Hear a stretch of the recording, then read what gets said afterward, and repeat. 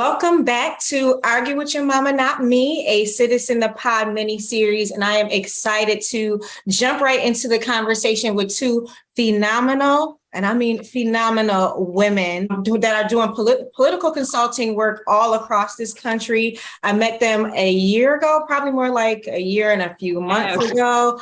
But ever since then, we have been working together to just kind of, change the face of democracy all across this country. So I'm going to turn it over to my two guests to introduce themselves. I'll hand it over to Z. Hey, I'm Z. I'm the executive director of Seuss Strategies, a political campaigning organization. Hey, I'm Amani. I'm the partner and operations director at Seuss Strategies, and I'm happy to be here, y'all. Hey. All right. So we're going to jump right into this conversation because there's a lot to talk about politically. One, we're a few weeks away from the midterms. For all folks that's not paying attention to politics, that's November 8th. So if you have not requested your absentee ballot, created a voting plan, figured out who's running for office in your state, now is the time to do so. Now, I'm not going to spend all my time with these two ladies going through every state, giving you the rundown on your candidates. But listen, if you can Google when the Jays are coming out, if you could go on Google Flights and figure out your next flight to Vegas or anywhere else, you can take a few minutes to figure out who's running for office in your area. But we will talk a little bit about some governor's races that are coming up, and also just why is this midterm so important. So first, let's start the conversation talking about the January 6th committee.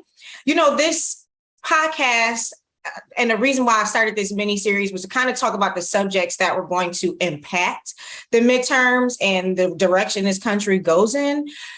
So let's start with the January 6th committees. We talked a little bit about it on the first podcast with my crew from BBPC, but the insurrection was a real thing. People actually attempted to storm the Capitol because they didn't like what happened during the 2020 general election. Joe Biden clearly won that election, probably about a few million votes, and we don't want to disenfranchise voters on either side of the aisle. That's not the goal. If Trump won fair and square like he did when he beat Hillary Clinton, that's different. And actually, I'm going to run that back because winning the Electoral College is actually not winning fair and square, but we don't have time to get into that conversation. But we had our final January 6th committee hearing yesterday, and they ended that surprisingly, because I was actually surprised. They ended that committee deciding unanimously that they were going to subpoena documents and testimony from Donald J. Trump. Now, this is somebody who feels like subpoenas from Congress are irrelevant, and he doesn't feel that he should show up to speak to them. I don't know about all of y'all, but any regular person who decides to dodge a subpoena is pretty much getting thrown into jail. But, the rich and the wealthy and the crazy get an opportunity to skirt those laws. So I'm just trying to get a feel from the two awesome ladies that I have on this, podcast today. What are your thoughts on the committee, Donald Trump showing up? And do you think it's going to have any real impact on the midterm elections? Yeah, I have two minds of thinking on it. One of my minds of thinking is I'm scared that this is going to galvanize the Republicans because they love turning Trump into some sort of martyr and making him seem like a victim, and they have to come out and defend him. So the timing of it could either help us on the Democratic side, get more people excited to come out to vote, and potentially be excited for the opportunity for this man to go to jail, even though the likelihood of that happening is very slim to none. Because if we're being so honest, like Donald Trump should have been in jail. We have found out about a million illegal things he's done, from fraud, from tax evasion, from making a fake university. We're just all forgetting about the documents that he stole that he was selling to dang Russia and our enemies. Like, the man deserves to be buried under the jail. Will he ever make it there? I'm not sure. And is adding just one more illegal fucked up thing that he's done into his bucket going to make him more likely to go to jail? I don't think so. I think we've had enough opportunities, and we didn't need this final hearing to tell us what we well and good already knew. So it's nice that people are coming together to say, yes, let's give him the subpoena. That's real cute. It's cute. We'll see what happens from it. Yeah. Very cute. I think also this is going to really affect the MAGA Republicans who are running, because I think that regardless of what happens with the hearings, I think that they are going to be extremely excited to get out and vote for MAGA Republicans. And that's a real issue, I think, because what we're really trying to figure out right now is what direction is the Republican Party going to go in 2024, right? Like that's really, I think, the question on most people's minds. And I think we had like a moment with the whole Liz Cheney stuff where we were like, maybe we could like go back to the old Republican that was less frightening. But to be honest, I think that that's like slim to none right now. And that's something like as Democrats, we're going to have to really think about for our strategy in 2024, because it is not going to be an easy road at all. Yeah, that shit is long gone. I'm glad that you said that, because yeah, we were talking about this earlier, just as girlies, but we were talking about how the Republican Party has like become so disconnected to like anything real that's happening in this country. Like we have them on national news talking about whether there are kitty litter boxes in the classrooms. And this has made it to the national political discourse because somebody said that furries are in the schools and kids are identifying as cats. And now there's litter boxes in the classrooms. That is not real.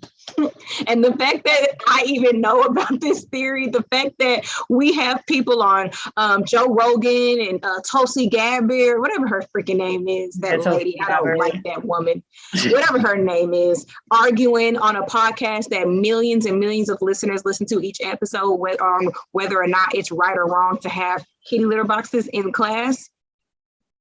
We're not in a real place anymore. And I think when we talk about the future of the Republican Party and where they're going to go, clearly they're going to Dr. Seuss LaLa Land. I don't know where they're going, but we'll see. We'll see. It's getting ridiculous though. Tulsi Gabbard was at one time, though, a progressive, and there was even rumors of her running with Bernie on the same ticket. So the fact that she's gone... Yeah, she's gone so far the other direction is terrifying. So I totally remember that. She definitely was on the other side of the aisle. But then she got embraced by Trump and decided to jump on the Trump train, I believe. So it's crazy. I haven't heard her name in a while. Since she released that dang video, like basically denouncing the Democratic Party and saying she's a free thinker now. And she's saying all the other free thinking and independent minded Democrats should follow her, which is like... this is a tangent, but can we talk about like what free thinking and independent mindedness even means? Like people use that as an excuse, Kanye and all the others, to just say and do dumb shit, or just to say and do stuff that goes against the grain and is provocative and is just wrong information. It don't be true, right, real information. I mean, free thinking. But I mean, I think, and another part of free thinkers that folks aren't even paying attention to, that it's really just a guise for I want more attention. Like you said, I can say something crazy that doesn't make any sense, but as long as it's the opposite of what other people are saying, then I'm a free thinker. It's like the absence of truth. And now we really live it's the land of alternative facts. Yeah. Kellyanne Conway said it, we live in, it's not La La Land, it's the land of alternative facts. And, hey, America, you are free to think and believe whatever you want, but they it's easy to manipulate people who don't read books, Kanye's, who don't care about historical analysis or data. Like the world is still flat and there's no such thing as climate change. And kids are now identifying as cats. Like kids identify as Barbie dolls, princesses, all type of shit when they're kids. Like that, the land of imagination is their place to be in. But again, like you said, those free thinkers, boy. And they're going to try to pin that also on the conversation of like what trans means and what, and like, so it's okay that's for exactly what like, they're doing. Because really you trying to play up the fact that like you're upset that we are starting to, we're having real conversations about how people actually identify. And you know, then you make it now it's like, now my kid wants to be a cat. I don't know. It's not real. And I don't know how we even get to a place of where January 6th happened or somebody like Trump even becomes president and stays relevant and gets to do all of this stuff is because, unfortunately, we as a society have just let too much stuff slide. So I understand like it's a free country. That was my point. I get it's a free country. We're allowed to think and do and whatever we want. But there used to be certain like societal consequences for certain things. And we've gotten to the point where everybody wants to just be neutral and just it's free vibes, think whatever you want, do whatever you want. And that led us to conspiracy theorists storming the Capitol with helmets, guns, backpacks, hackett knives and all type of stuff to kill people because we've just let their opinions and their free thoughts and their beliefs run rampant. So I think that's like the issue here. And that's how we even got to it January 6th. It's like, yes, do what you want, believe what you want. But when it starts like impeding on people's life and freedoms, and when we get to the point where it's just, we should shame people more. We should bring back shame. Bring back shame. Hashtag bring back shame. I mean, you're spot on. I saw the trend really becoming a big thing when Trump would go to a rally and say, that's the politically correct answer, or that's the politically correct folks speaking for you. For me, political correctness equals respect and truth. And no, you cannot say anything crazy to me just because you like racist, you can be as racist as you want now because you don't have to be politically correct. Like this is about respect at this point. And you should respect me enough not to come out your face crazy. And I'm going to politically correctly disrespect you when you disrespect me for saying something crazy. So I'm in agreement. This is, we've gone off the rockers with this whole conversation.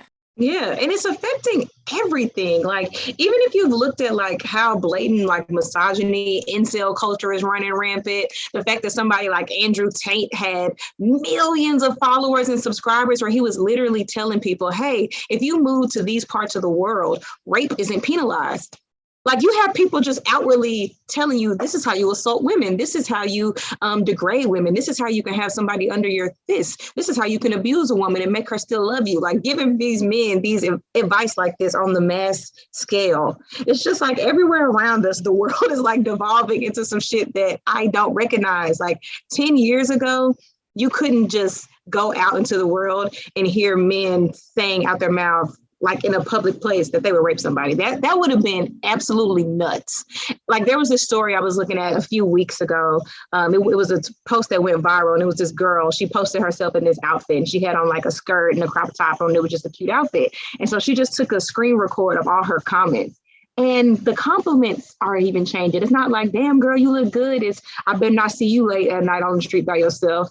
Like those were the type of comments she was getting, or, you know, just crazy stuff like that. And it was enough of them for her to like post and show just like the way people speak to people as a whole has changed. And it may sound extreme to just tie that all to Trump, but I can just say as somebody who's looking at the world and society as a whole, since 2016, I don't think we get to this point without somebody in such a high ranking piece of government office, the highest office in the land, being so blatantly disrespectful, misogynistic, racist, and not giving a fuck about nothing they're saying and not giving a fuck enough to respect anybody. I think when he normalized a lot of that stuff, it trickled down to every facet of our society. And now you can't even compliment a girl no more without saying you want to assault. Like it's like trickled down. Mm-hmm. Can you give my listeners a little bit more background on who Andrew Tate is? Because maybe they want to like, don't look at me. I mean, but you know, like people want to like know like where the crazy lies. Like, and I know my listeners, like they're gonna look it up. So like, I don't know what more to say. Is he a podcaster? Is he on TV? Just maybe like a little, like, I don't know where he is. Is like, do we just Google him? Is he's banned now. So he was a podcaster. He was on YouTube. He was on social medias. He is like banned from all American social medias now. So his YouTube is banned. His TikTok is banned. His Instagram, Facebook, all of it, Twitter, because he was so vile and hateful and abusive towards women. And he was inciting that type of vile, abusive, and hateful language towards women from his following. So there's other red pill podcasters like that. There's even like the Fresh and Fit podcast, like they would always randomly get brought up because they were saying something wildly misogynistic or anti-Black or something crazy, even trickling down to stupid ass DJ academics. Like these red pill people are everywhere. And that type of language is really becoming the norm, unfortunately. It's very strange, but Andrew Tate was one of the worst ones. And that's why he got like completely deplatformed. Like they was like, you can't be over here telling people how to rape. Like you can't be on our Twitter, TikTok streets doing that, bro. And the fact that it was millions of people following him, millions of people watching his stuff on a consistent basis, commenting under there, taking these notes, that's fucking scary. Well, we took y'all down the street with this conversation, but just a quick like wrap up on the January 6th conversation, because I think we ended it well by saying the subpoena was cute. We know that we're not going to get a response from Trump. He's actually put out a response today in a letter to Chairman Benny Thompson, basically starting it saying the 2020 election was rigged and stolen. And he put that in writing after they had already done literally all these hearings, laying out the facts that nothing about it was stolen, that this man has been plotting to deny and steal this election away from, the folks who voted against him since the summer before the election of 2020. I guess my question to you two is it going to be difficult for us to make an argument for people to go out to vote to save democracy from people like Donald Trump? Like, because we know for a fact that this does not resonate with the 83 million people who voted for Trump. Like, I mean, we saw some polling over the summer that said that there was some movement, like even that there were Republicans that thought that Trump probably should be charged with something from the January 6th committee hearings. But, like I said before, we really live in like a 24-hour constant news cycle where our attention gets switched to the next topic so fast that we don't even wake up and see the change. Like we go to bed and the next day it's like another crazy story. And that is what has our attention. Should they have done this hearing a week before the election? Like there are polls out there. I believe there was a Political story that basically said that there is less than 25% of Democratic ads even talking about the January 6th committee hearings, and that Democratic candidates aren't even lifting this up. Do we think that this is going to have any impact on the midterm election? I think there's bigger issues that we can run on that'll give them a better chance at doing big numbers in the election. Like it seems like sometimes the Democratic Party uses the January 6th thing as like their diehard issue, which I understand because it was a big deal, but it's just not the only issue that's people are dealing with in their everyday lives. Like it happened, it's fucked up. If we're going to do anything about it, we need to send the man to jail. Like, let's do what we need to do about it. But should that be the only thing that you campaign on, or should that be what you rely on your base to be excited about? No, because every day from January 7th on, their life has not been affected by January 6th directly. Right. Their wages are affected. Their access to healthcare is affected. Their access to affordable housing is affected. Inflation and a million other things that we can talk about. The LGBTQ community's protections and human rights violations, those things are being affected. So there's other issues you can run on that people feel like are a direct impact on their life. That's what they should be focusing more on, I think. Yeah, this is a problem with the Democratic Party as a whole, right? It's like And this is coming from people that are Democrats. Like, we are not like third party people, like, by any means. We think that that is a waste of time. But like, we have to be critical in order to succeed. And, I live in Nevada. I live in a very contentious state right now. And I love watching political ads. I watch a lot of political ads, but also I'm getting bombarded with political ads right now.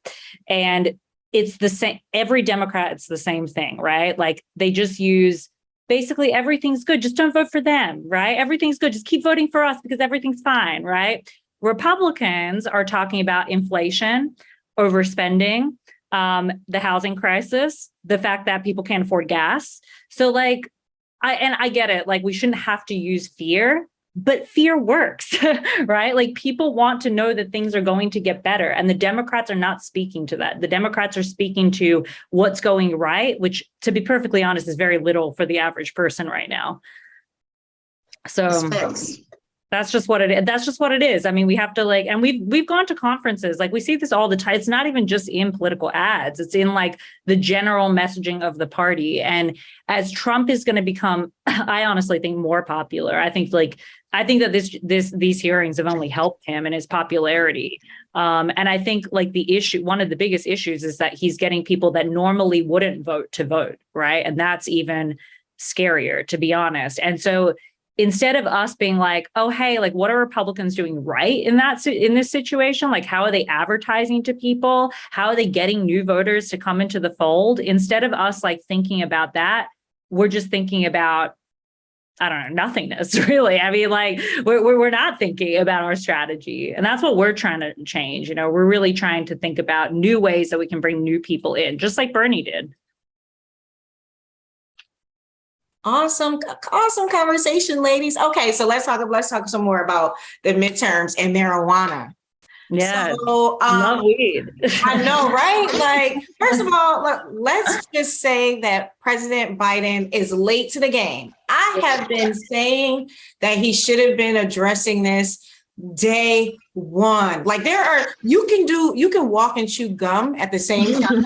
So you should have hit the ground like out the gate, zoom on a whole lot of things, but he didn't. But we've had some progress. So President Joe Biden recently announced that he is going to be pardoning anyone who is in federal prison for possession of marijuana and doesn't have any other violent crimes attached to them. 2, he's going to be asking his cabinet to look into marijuana Schedule I status, which there's enough research analysis, and there are so many states that have already legalized marijuana that he should not even have to ask his cabinet to move this off the Schedule I list. He can actually do it the flick of a pen, just like he did student loan forgiveness, but we'll talk about that in a second. What took him so long? Like, what took him so long? This should have happened already. There should not be. He's asking the states to follow his lead. He's asking governors to follow his lead, but we all know every state does not have a Democratic governor. There are already states who have already done this too. There are already states that have took it upon themselves to start to get rid of those things. Again, the old man who wants to run for office again and be in the White House at the ripe old age of 86. I had a 90-year-old grandma. Rest in peace, grandmother. My grandmother, she just passed this year. She was 90. But she would tell me all day she don't want to be president of the United States. She liked being right where she was at home. So I cannot imagine an 86-year-old man. I mean, I am not saying my grandmother was off the rockers and wasn't coherent. She was still smart. She was still sharp as a whip. But the stress and just not being of this generation and 40, 50 years in office is the reason why we had him decide 2 years into his office and literally 5 weeks before the election to address something so easy. So what are y'all thoughts on marijuana, President Joe Biden waiting until the last minute? And I feel like it's like legal in Nevada, Z. Like, what? It is fully legal in Nevada. It's been legal since 2017, recreationally legal since 2017. And just this past year, they made $965 billion,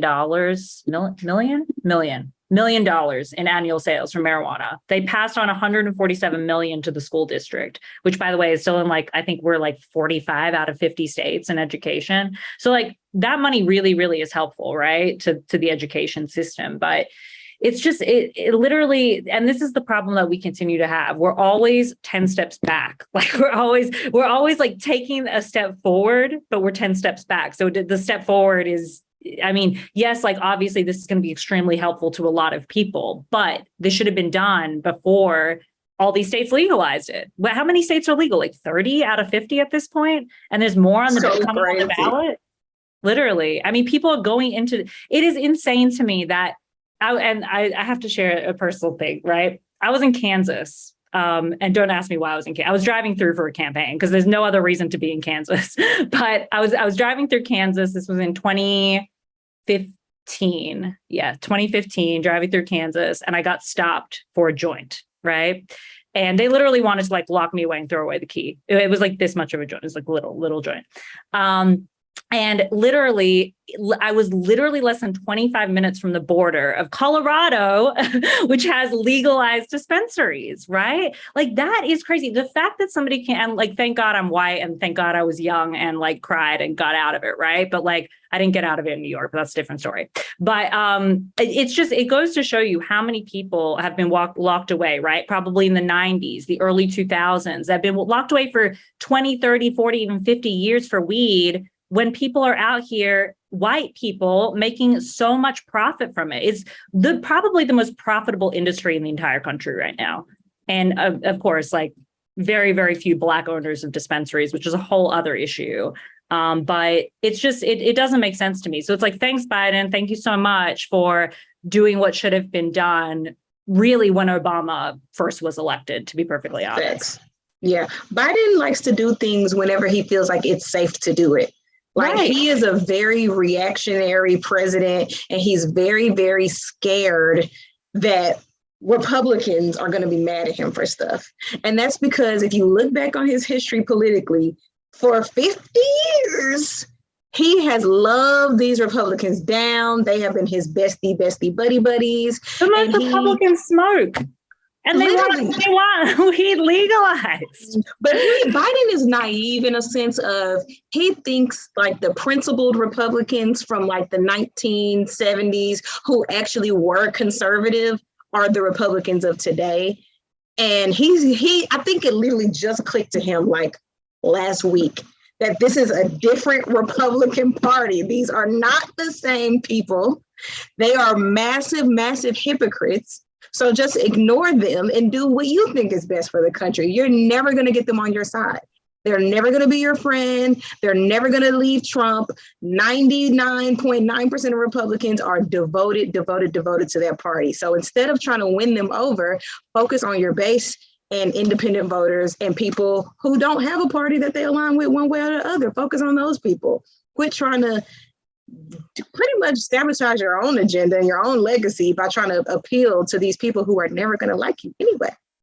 But what I don't understand, I'm not understanding why Democrats are so afraid to talk about issues that are literally bipartisan issues. Marijuana is a bipartisan issue. White men mostly smoke marijuana, right? Almost every study shows that. Most white men are Republicans. So we can assume, there probably aren't a whole lot of studies on political party just yet, but we can assume that this is not an issue for Republicans, and nobody has ever overdosed from marijuana. So I know a lot of Republicans are scared of drug crime, right? That's a big thing, but people aren't robbing places when they're high on weed, right? That's just not happening. So it's about sleep. I used to be sleep. It's so right, exactly. That's what you want to be. It's the same thing with universal health care, right? These are bipartisan issues. It's the same thing with universal housing, bipartisan issues. So I don't understand this fear of we can't talk about that. But why not? He keeps playing these political games. He is worried about what the elected Republicans are going to think when he needs to be worried about what the Republican base, the voters, are going to think. Yes. Because to keep it a big buck, the Republican electeds don't give a damn what their own base wants. because they oftentimes vote against things that are popular with their base, such as the things that Z is talking about. They vote against it knowing that their base would enjoy it and benefit from it and really have no real problem with it. But because they're so bought and sold, and they are going to always vote against the best interest of everyone but themselves, Biden be trying to align himself with them. And it's like, I understand those are the Republicans that you're around all the time because you're an elected, they're an elected, but those aren't the real Republican voters.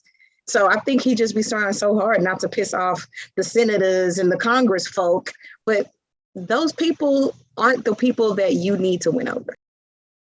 Yeah, as if we need to be worried about what Marco Rubio thinks, or not like he's here anymore. But I mean, it is truly like ridiculous, to the point where it's, I mean, again, like these things should be easy, right? Like even student loan forgiveness. I mean, like the people that are upset by student loan forgiveness are like very old Republicans, which is a very small percentage of the electoral base. Right now, millennials and Gen Z make up the majority of the electoral base. If only we would fucking vote, we would be able to actually change this country. Unfortunately, we don't. And that's why we're still getting outvoted. But if you look at the numbers, there are more millennials and Gen Z vote like that are eligible to vote than boomers and Gen Xers. So, and Gen Xers still, I mean, there's very like, I don't know. I need to read more studies on Gen Xers, but I think the Gen Xers are a lot easier to pull over to our side, especially on social issues. So I think like economic issues, maybe we'd have to, do a little more work, but still, I mean, there's really no excuse for why we have the people in office that we have today. Not little Marco. Not little Marco. I forgot about him. But I think that you both made some really important points, and I'm happy that you kind of segued into student loan forgiveness because, the haters are going to hate, and they're definitely out there hating. And what are your thoughts on the state of play with student loan forgiveness? I know there are a few states that are planning to sue, but I mean, we didn't sue when y'all gave rich people tax cuts. Like, where are y'all on those issues?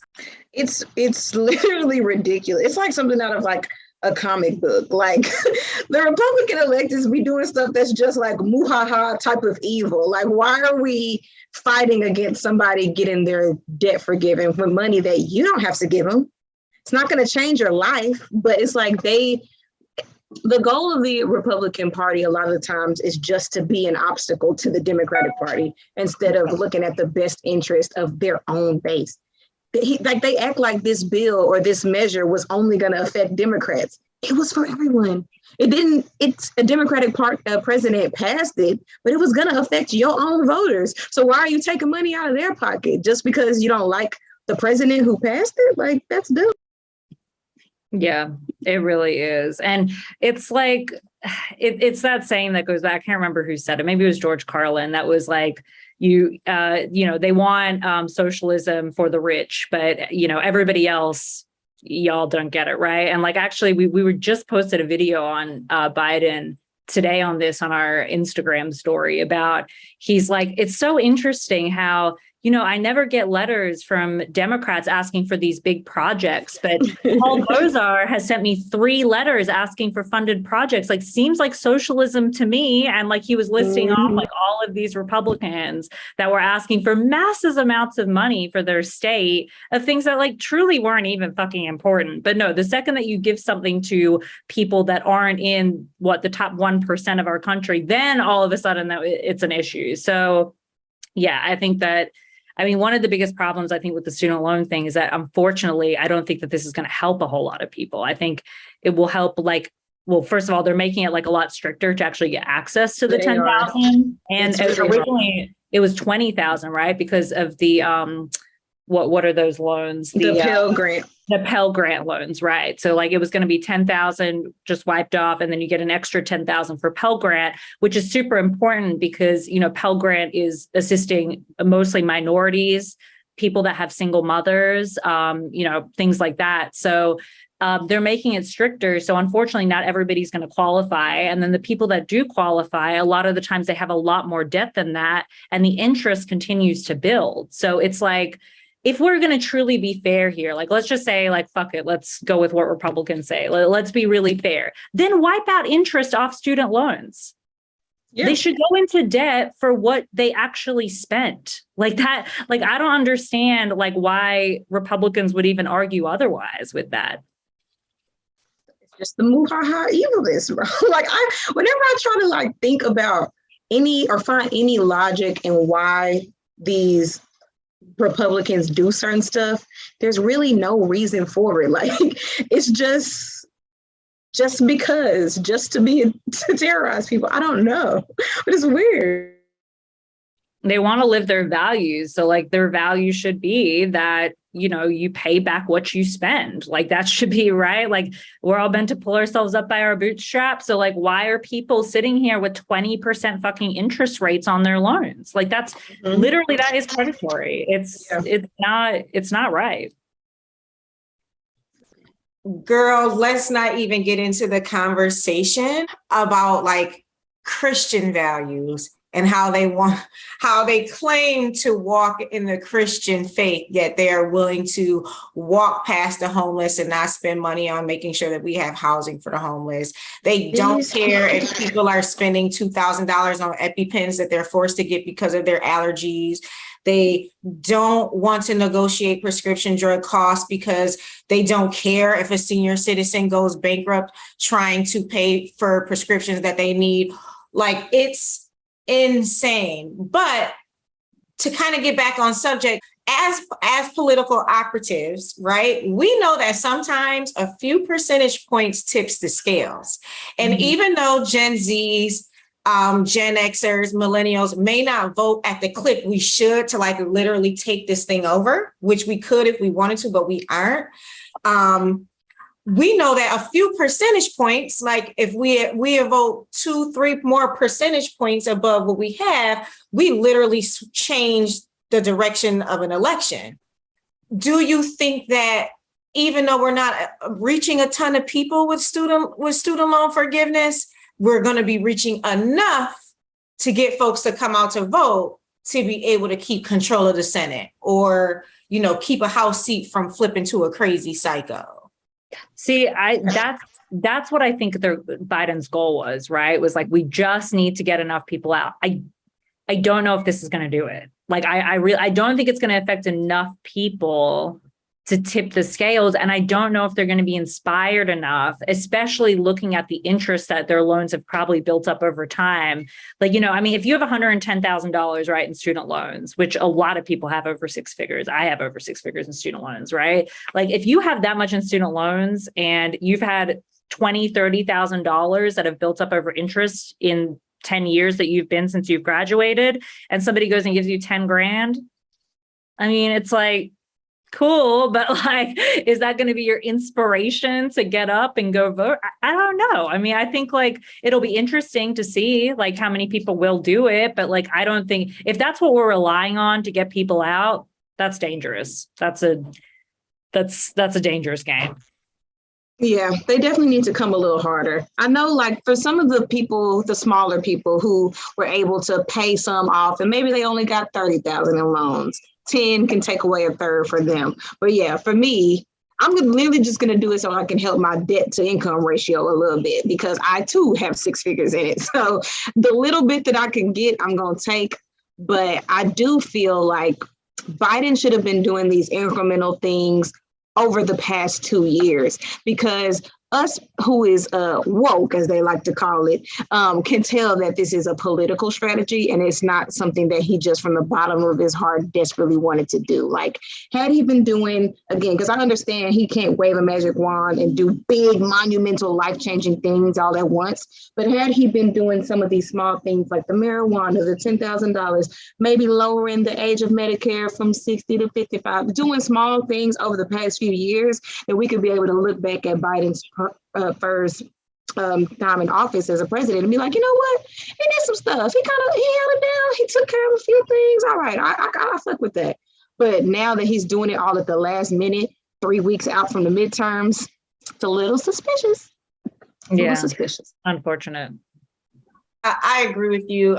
There are so many things that people had brought up. So one, I want to say Andrew Sorkin said, on one of the morning shows that student loan forgiveness is a good thing for the folks who get the benefit of it, but he's still not addressing the high cost of education, period. Like, these are for-profit education institutions. They're incrementally raising prices every year to go to these schools. Elizabeth Warren said when she went to college, it was like $500 a semester. Now it's, depending on the school, $20,000, $30,000, $60,000 a semester to get a certain level of education, which really means to get certain names of education so that when you go out into the workforce, you can leverage those names to get the jobs that pay you well enough to be able to pay those student loan debts back.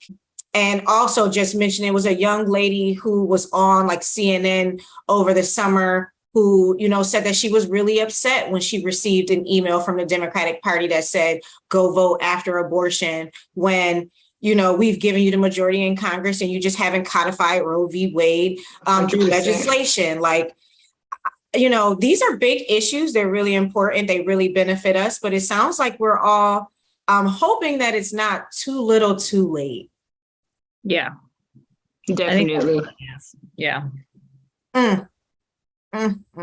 That's sad. All right. Well, to end the show, I'm going to ask you both the question that I'm going to ask everyone as we head out into the world and have these conversations with our friends. But why is this election so important? Like, why should folks go out to vote for the midterm, in this midterm election? I think it's important for us to be able to hold the House. The House is in jeopardy. So holding that is going to be critical to Biden's last 2 years being worth the damn. If we lose the House, I fear he ain't going to be able to do really much else. And it's going to be a gigantic L for the Democratic Party. And it's going to make an easier case for Trump to come back and win in 2024. And if he wins in 2024, democracy as we know it. I know people think it's funny when we say that. It's quite literally true. Democracy as we know it will no longer exist anymore. So that's what's on the line. Yeah. Yeah, no, I think it's so important that people go out, and more so even, I think it's important that we as operatives work on giving people a reason to go out, and that's really what we're doing at Soul, and what we're doing in our collaboration work in Texas with the Texas Organizing Project, getting the vote out for Beto and other candidates that are down the ticket, because, we have to give the Trump folks something to be scared of. And I think that if everybody stays home in this election, we're going to really, not only are we going to potentially lose democracy, but I think it could get even worse than that. We could literally go into a damn civil war. So we need to be so cautious about, and that's what, we're talking to people at the doors about, of okay, it might not be important for you specifically to go out and vote, but who in your life is this important for? And I'm sure that you can name multiple people in which this is very important. So yeah, this is a big part of the work that we do. We need more operatives to get out there as we build towards 2024. So if people want to be trained to become an operative, if you want to work in fundraising, if you want to work in, digital work, if you want to do field work, come to us and we will help you get prepped so that you can help us get out the vote. Awesome. So if people want to know more about Soul Strategies, where do they go? soul-strategies.com. And you can even go to soulstrategies.com now. Yeah, we can. Yeah, just soulstrategies.com. Yep. Social media handles? Soul Strategies. I think it's just Soul Strategies. They're all on social media. Yeah. Mm-hmm. Instagram is soul.strategies. Yeah. But yeah, you can find our podcast. You can come to our free webinars. You don't have to have money. If you are just a person that wants to get involved in this work, we do free webinars. We're going to be doing one in a couple of weeks where we go over how to create a fundraising plan, a digital plan, and a field plan for your campaign. So yeah, we highly encourage people, even if they don't have money, to sign up for our email list and get free information. Awesome. All right. Well, I want to say thank you to everybody who chimed in and decided to listen to this podcast. As you all know, you can find me, Keina Zontel, on the gram. I am trying to get an Argue with Your Mama, Not Me TikTok, just so I can get a little spicy. But again, if you want to hear a little bit more, if you want to hear a spicier side to politics, come holler at us at Argue with Your Mama, Not Me. Thank you so much for tuning in. Again, it's your girl, Keina Zontel, signing out. Have a nice weekend. Bye.